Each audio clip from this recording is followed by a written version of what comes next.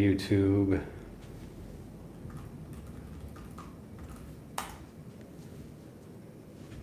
And I think we should be good to go. Whoa. Looks like it's upcoming. All right, I think we should be live any moment, though.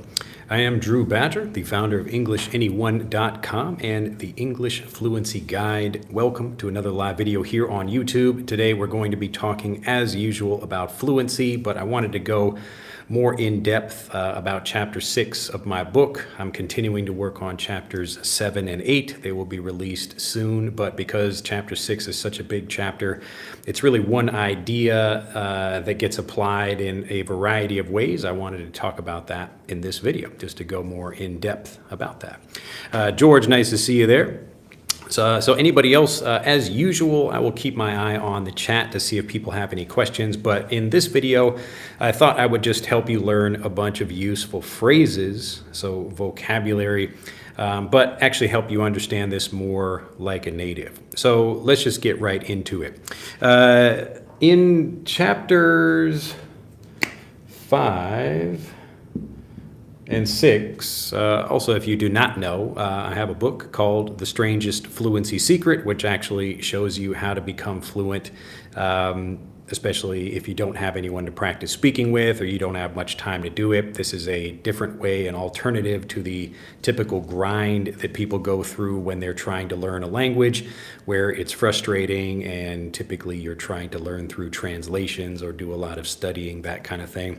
But what I show instead in the book is that you're really trying to get to certainty as quickly as possible. It's kind of like flipping a switch in your brain where you could spend a lot of time studying something and still not really feel very confident about using it because there's probably some kind of doubt that's blocking you. So in regular conversations, this is the typical experience for many learners of really any language. But you might spend a lot of time studying. You could even study something for years and still not really feel very confident about using it, although you can understand when other people are using it with you. So there is a difference between understanding the language and being able to use it. But the interesting thing is, instead of just continuing to study more, what we're really trying to do is just eliminate the doubt, and like flipping a switch in your brain, as soon as the doubt is gone, you can speak. All right, so this works for each of the specific doubts or frustrations or questions you might have about the language. We will probably see some of these right here in this conversation, and I'll get to prove this point probably a few times. So people will ask me, Drew, what is the difference between this word and that word? Or how do I pronounce this thing? Or how do I do that? All of these things are just doubts that you have about the language. As soon as you clear up the doubt, then you can start using that thing spontaneously, fluently, confidently. All of that stuff comes just by removing the doubt. So the idea here is not to just keep studying more to study harder. It's to actually clear the thing that's stopping you from communicating. All right? So what we're talking about in chapters 5 and 6 of my book, which you can find on the end of the description below this video. So if you click on the link there, you can learn more about the strangest fluency secret. But the strategy is outlined mostly in chapters 5 and 6. In chapters 1 through 4, we're talking about why you should be learning this way and the typical ideas people have about learning. But it's all really to understand one simple idea, like I just showed you here. It's not about just studying harder or living with natives or learning more words, other things like that. It's just removing the doubt that stops you from speaking so you can express yourself.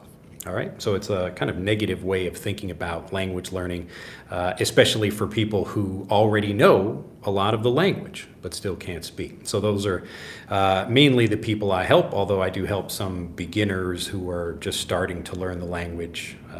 But most of the people are in this situation where they know a lot, but they still struggle to use things fluently. Anyway, so in chapter 5, we're talking about how to learn the pieces of the language, and those are things like vocabulary or grammar rules, but actually how to understand these things like a native so you can use them fluently. But in chapter 6, we talk about the opposite approach, which is learning from situations. And this means you might have, like, what happens when you get punched in the face? What do you say? So as an example, something like a hammer falls on my foot. What do I say in English? I say like ouch or ow or damn or even something else depending on how painful it is. Like what was that, or like what the hell, or all kinds of things I could be saying. But we're essentially connecting the vocabulary with that situation. So this thing happens, what do you say? And there could be a variety of things in that. So what I talk about in part in chapter 6 after introducing that idea is that we might have a situation like, let's say, eating a meal. So eating a meal, let's say you're eating at somebody else's house. Someone invites you to their home to have dinner with them, whatever. It could be a casual thing, or you're maybe having Thanksgiving dinner or something at somebody's house. Anyway, you could be eating a meal at someone's house. So eating a meal is a situation, all right? But we can, because this is actually, it's actually a series of different moments, we can think about it like this. There's almost like a timeline, like beginning, what do you say in the middle, different things that are happening as the meal goes on, what do you say when you finish. And if you focus on this, not only paying attention for what people say in the maybe beats, you could call this like a beat or a sub situation or just a moment. But in each of these moments, there are certain things that people typically use. And if you just pay attention to one conversation or one meal, you will learn some of those. But if you watch many or see different people having meals, or you go to different people's houses, things like that, you will see some things that are the same and some things that are different. So I thought, if you're interested in this, I can cover this situation, or I can cover something else. But let me check the chat first. But first, hopefully you understand this idea.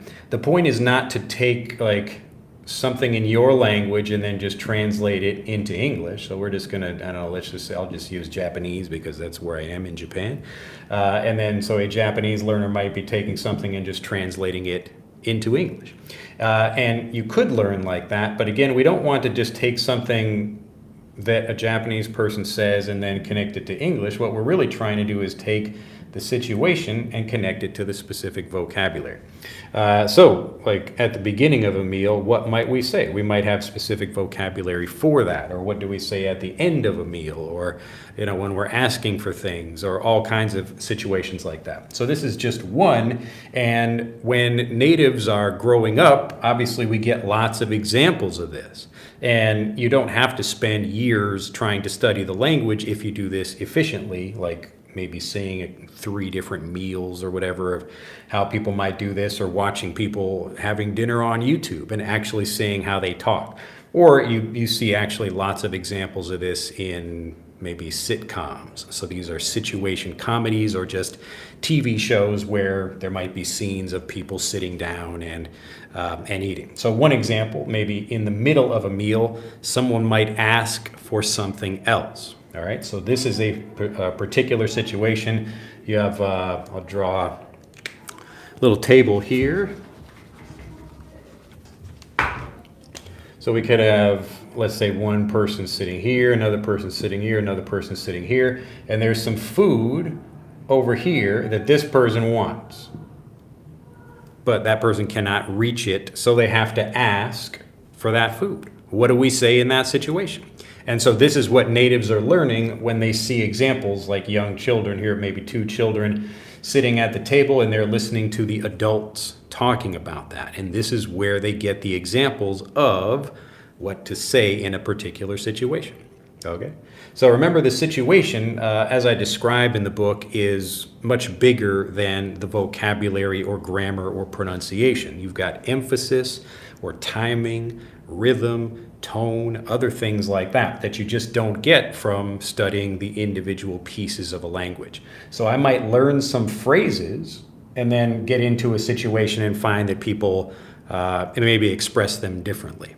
So again, when we're seeing in this situation, I'll give you a moment. What do we say in this situation? Who knows one way to express this. There could be many for pretty much every situation within like a meal or going out or talking to people. It really is infinite. There are some things that people generally use, but what would you say if you are sitting here and you want some food over on the other side of the table? How do you express that? Does anybody know? I'll give you a moment as I go back and check chat. Let's see if you can answer that. What would you say in that situation? You're at a dinner party at somebody else's house, and you're sitting here, and you need to ask somebody for a particular thing on the other side of the table. How would we ask for that? All right, George says hello. Azar says hello. Lewis, nice to see you there. Hello, Mr. Badger. And Fapple, hi, everyone. Etam says, hello, everyone. Here's Herman from Congo. It's 1:50 a.m. Oh, my goodness. Lux says, good morning. Nice to see you there. Sylvanus says, hi, teacher. And Azar says, our time in Saudi Arabia is 3:51 a.m. Oh, my goodness. Well, welcome. Nice to see everybody from wherever you are in the world, especially if you're watching in the middle of the night. You should go back to sleep. You can watch these anytime. You don't have to watch them live. Let's see. And David asks, is it necessary to start with learning phonetic symbols for a beginner, or just with comprehensive? You mean comprehensible. So comprehensive means like a wide range of things, but comprehensible means you can understand it. So two related words, but different meanings. So comprehensible input like listening or reading while learning pronunciation. David, do you have my book? Because I answer this question and actually show exactly how you should be doing this from the beginning. But if you're talking about like phonetic symbols, maybe you're talking about the International Phonetic Alphabet, that kind of thing, like, the kind of weird looking symbols that most native speakers actually don't know. If you're looking for how to actually teach a beginner, the things that native speakers are doing are just helping them learn the individual sounds of words and the letter sounds within them. For example, usually children are starting to learn the rules of sounds. These are called phonics. So you'll notice that same phone kind of sound over here. So phone meaning sound, so the rules of sounds are called phonics. And so kids learn things like a k, at, cat, and this is how we learn to read. So we learn individual things, but typically natives do not learn the International Phonetic Alphabet. That's useful for linguists or people who are learning multiple languages, or maybe you already know one language and you're trying to, it's kind of like a way of translating different sounds, but I don't recommend people learn the IPA because it's not necessary and natives don't know it. But if you know it already, or if you think it would be helpful for you, feel free. But I don't, for me, it's like, why would I learn the IPA and then learn English when I could just go directly to the English? So unless I plan on learning other things and I need the IPA for something in particular, it doesn't really matter. I'd rather just go directly to the pronunciation, and I show the two ways of doing this. So the first is you're focusing on individual sounds and how words sound, but then we've got also how words blend together. So when you learn both of those things, this is how learners are typically doing it who are native, and this is the same thing I would recommend for people learning. But if you don't have the book already, I go through exactly what this process looks like for like even teaching like a young learner how you would do it. And I also talk in the book about Frederick. And this is my app that teaches these phonetic rules, but helps you discover them rather than someone just telling you what they mean. And this idea about discovery is incredibly important because typically the things that we discover for ourselves, like if we notice something, if we find out an idea or answer a question ourselves, then we feel smart and we feel like it's our thing. But if someone else tells us the answer, and that's usually what people do when they give translations as they're trying to learn. So if you get a translation from a teacher, you've lost a chance to try to understand the language like a native. And so in the same way, it's much better to have someone be able to discover these things for themselves rather than just have a teacher tell you what things are. So if you'd like to learn more about that, just get the book. I go into detail about how all of that works. Good questions, though.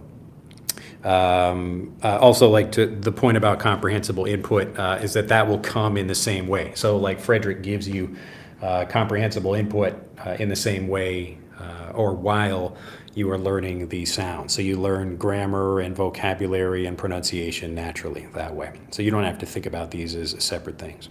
Alan says, greetings from Mexico. Eda says, from Honduras, greetings. And hi from South Korea. So we got anchovy and dantangi, whatever that is. If that's your name, or what, you can always let me know since I can't read the Hanguru up there. I don't even know if I'm pronouncing that correctly, but Lex says, I am learning Korean. How can I learn fast and in your way like EFL? Give me some guide, sir. So you can use the same approach in the book that I outline for learning any language. It's specifically with steps lined up for people learning English, but it's the same approach for learning any language. The basic idea, as I explained before, is like when you're trying to learn a language, the goal really is to understand the language in that language without needing translations, especially if you want to speak. Now, if you don't care about speaking, you can get translations and it will maybe be a longer and more frustrating process, but it is quite easy. So if I were, for example, trying to teach myself Korean and I couldn't find a Korean teacher who knew how to teach Korean the way I teach English, then I would be basically looking for very simple examples of the language and not like greetings and things, but just more like understanding the language like from kids shows or from kids books, things like that. So this is the same kind of thing I describe in my own book. So when I was learning Japanese and I was living in a small town in Japan and I didn't have anyone to speak with and I was trying to study grammar and other things like that where I couldn't really understand the language very well and it didn't help me, I went to my local library. I used to sit there and study, but I found the children's book section and I'm looking through all these books and I'm just like, oh wow, like here's that grammar point over and over and over again in natural situations. And so I give that example in the book about how you can do the same thing. So there are a couple different things, like especially if you're trying to learn Korean and you don't already know the characters, then that would probably be something you'd have to do also. So for me, like I have to learn the written language if I want to also be able to read books or even just listen to things. So now it's a lot easier. So this was 20 years ago when I'm trying to look at Japanese kids books. And I remember like one of the first ones I read, it was just like, dekita, dekita, like I did it. And it was like, it was just that phrase again and again. But I felt really happy because the brain thinks, look at that, you just read a book in Japanese. And so I'm like, there, it just says like, it's like, dekita. And it was just like that word again and again.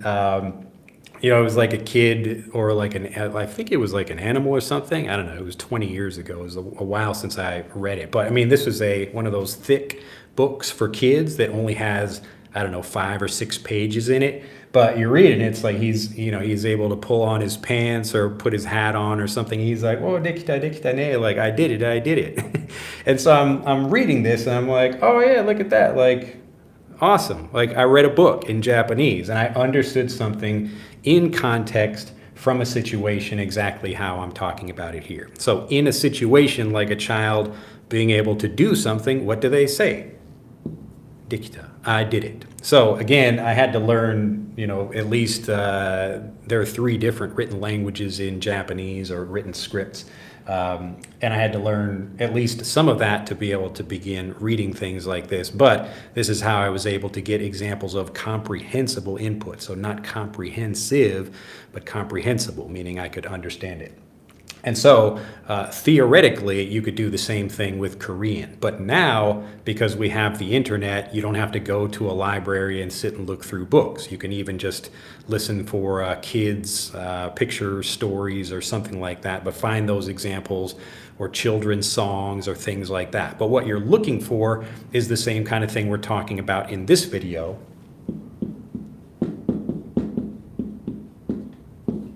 Patterns. So we're not trying to translate things or memorize rules. We're looking for patterns. Like in this example here, what do we say when I'm trying to ask for some food? And I think some people already answered that. But one example is, could you please pass such and such? So let me see if I can fit that in here. So could you please pass, and then whatever the thing is. Could you please pass this? Now, it's not the only way you could express this, but this is a particular pattern that you will find used over and over again, and you will see it in movies and TV shows and real life. And when you understand that, when you are watching a movie and you think, oh, in this situation, people say this, now you're getting it. Now you're actually learning the language like a native, in the same way that I was reading that book and I learned dikta dikta ne, like I did it. Okay? So could you please pass something? Or another even simpler way to say it is like, oh, could I have whatever? Like, could I have the potatoes? Could I have some ketchup? Could I have the salt, or whatever? Or even Lewis says, pass the salt. So I could say like, could you pass the salt, or please pass the salt, if I'm being a little bit more polite. So if I'm at home with my family, maybe I don't say, could you please pass the salt? I'm just like, hey, can I get the salt? Okay. Like, can I get the whatever? Like, could you pass the bread, or can I? Or a little bit more polite is like, may I have whatever. So the point here is that even for a specific moment in a broader situation, this is a situation as well. So you have a person sitting here, they're asking for a particular thing, and there are a wide range, a comprehensive, actually, list of things that you could use in these particular situations. Now, the point is not to memorize all of these things. It's more just to pay attention for, in X situation, what do people say? What do people do? All right. So you can pay attention not to only their words, but how they move or whatever. Like, Japanese people stretch in like a slightly different way than I might stretch in America. And you notice little things like this, or like how people move or something. Like, let's say a particular situation for me here in Japan is, if I'm asking someone, is it possible to do something? So I want to ask someone, like, so perfect example, yesterday. I was coming back home from a walk, and I went to a local store to see if I could get a coffee milkshake, which I love. Like, these things they make, it's an amazing coffee milkshake. So I arrive at the place at, what time is it? It was like 5:35 or something like that. But they stop doing orders at 5:30. And I was just like, like I was right there. I had just missed it by 5 minutes. And so I was like, could I please get a coffee shake? And the guy, and this is a great thing about Japan, like, people try to be accommodating, and he kind of looked around, and he opened up the freezer and looked at the machine, and he was like, well, the machine is kind of cleaned up now. And I was like, okay, I understand. But when a particular situation like this happens in Japan all the time, where you're asking someone to do something, or could you do something, like, am I able to do this? And Japanese people, if they're trying to say no, they don't want to just directly say no. They'll give you a like, それ難しいな. Like, they'll give you something like that, where it's like, yeah, like the head turns to the side, there's a little like, like that, like that's a little bit difficult. And so you'll typically hear that's a difficult thing when they really mean no, but it's a way of not saying it directly. But again, the point here is I'm noticing what is the whole situation, or connecting all the vocabulary and the movements and the sounds and all that for a thing. So if I just look in a dictionary or a textbook about, how do you say no in Japanese? It's just like ie or whatever. But nobody says that. It's like you have to pay attention for what is the actual situation. What do people do? And so in a real situation, like if I ask people, hey, could you still make me a milkshake? Like the guy was like, "Sorewa ne," it's like a little bit like that's a little bit difficult. So I understood what he was saying, and he was basically saying no. But he, like in the Japanese way, he wasn't just going to come out and just say, no, we don't do that. In America, a guy would just say no.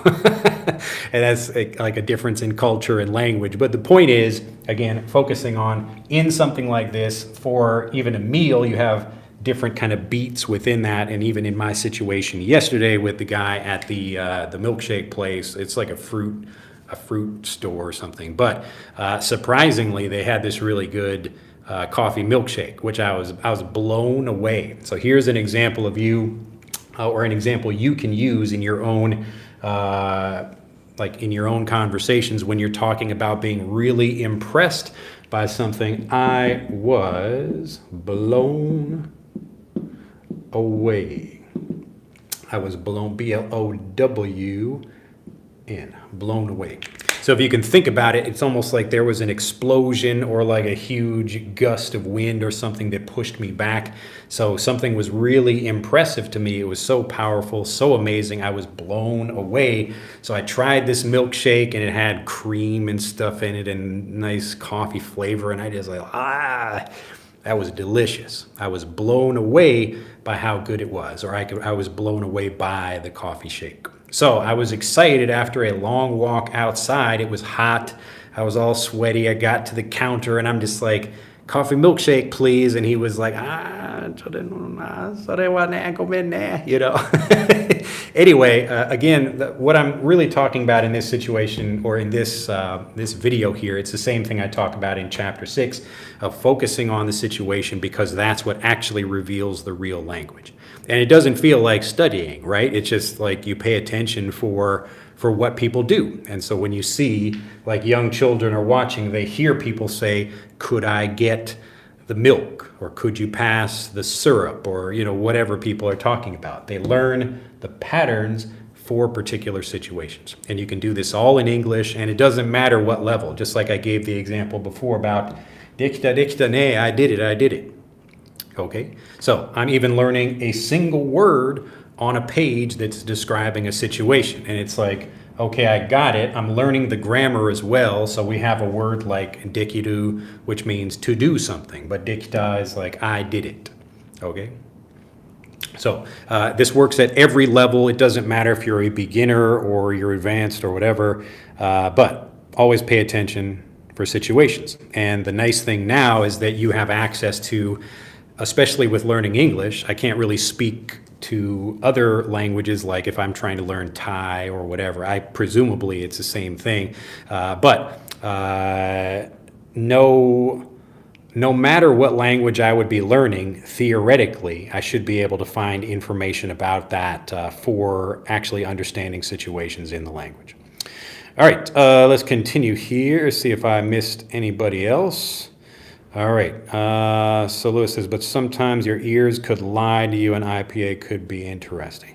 Yes, again, like the IPA, I'm not telling people not to learn it in the sense of like never learn the IPA. It's just, if I'm trying to learn Japanese, I don't need to learn the IPA first in order to learn Japanese. I just want to go straight to the Japanese, because I don't want any translations between me and the language, even if it's a direct, one-to-one comparison. Like it's basically teaching me a different symbol. It's like I could learn this symbol first, or I could learn this symbol first.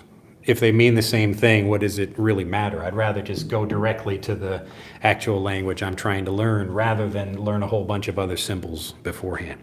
Also, I want to be getting examples within the language, rather than trying to kind of learn in a theoretical way by kind of learning a set of rules or whatever. So yes, if you want to learn the IPA, feel free. There's nothing wrong with that. I'm just saying it's not necessary in order to do that. And we know that because native speakers don't know the IPA and they speak fine. So there you go, perfect example.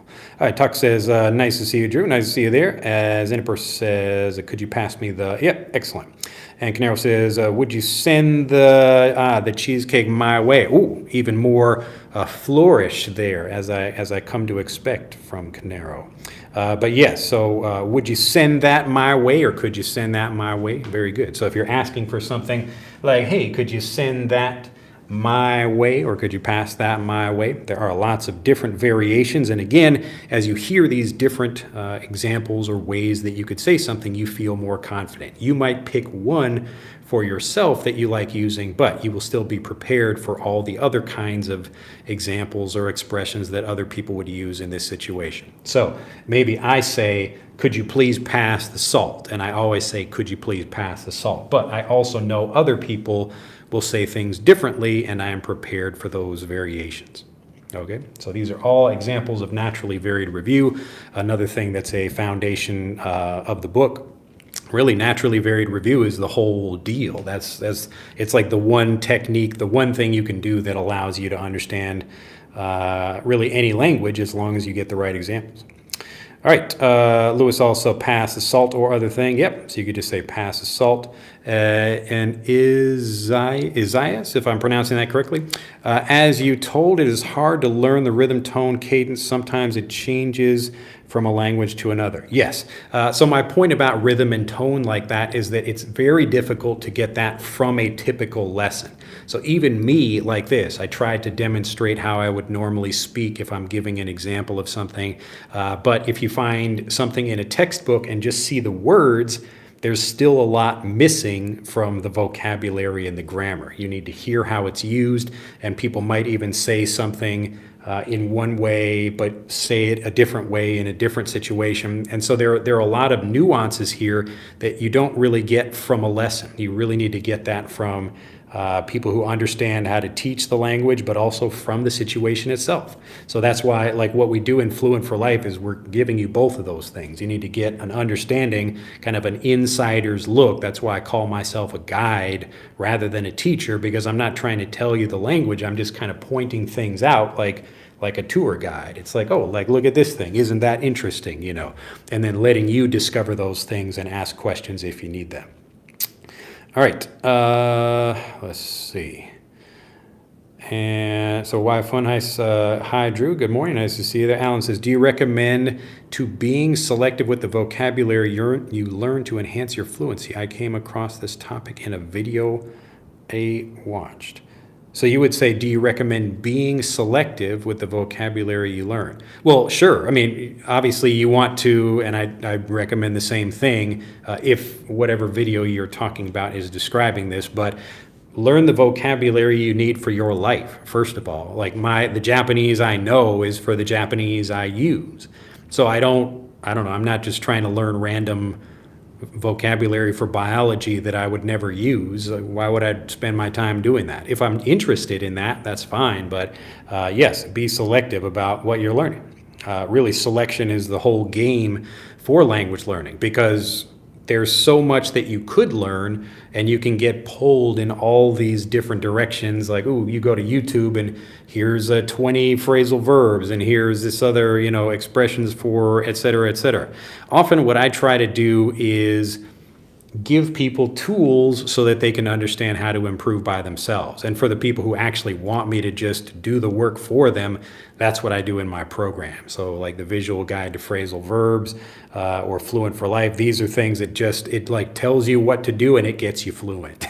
So if you want to do that, that's what I do. But for a lot of people who like just doing things on their own and they don't mind taking longer or whatever they want to do, that's what we do for helping people. But yeah, definitely be selective about what you want. Otherwise, you will get onto YouTube and you will get pulled in all these different directions about things.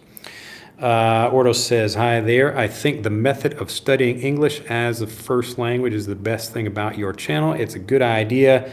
You have given me greetings from Argentina. Glad to hear it. Yeah, and so to be clear about what that means, like, it's a tricky thing for people to understand, which is why I don't use that term in my book. I basically just talk about getting certainty first and then showing people how that works. So I've spent, I think, like over 20 years now trying to explain what I do to people. And I don't know, maybe I'm very slow, I guess, but it's taken me a really long time to explain this. And when I initially explain it to people, Oh no, it's starting to rain. I didn't prepare an umbrella. Oh no, I need to need to tell my wife to close the windows in my apartment. Hopefully, like we'll be okay. Anyway, so when I'm thinking about language learning and trying to explain it to people, I initially just told people to learn like a native. But people heard that and they think, well, I can't do that because I'm not a native. And it's like, okay, let me explain this in a different way. What you really should do is learn English as a first language. And what I mean by that is kind of the same thing I'm talking about here about not learning the IPA or whatever. You want to go directly to the language you're learning. So that's why my videos are all teaching English in English, because I want you to understand it as a first language rather than learning it in a different way. But like that explanation still takes some time. So what I talk about in the book is just 2 words: certainty first. So the idea is that when people, as I mentioned before, most people might study something for a long time and then they still can't use it, not because they don't know a lot of words or because they don't spend time practicing or whatever.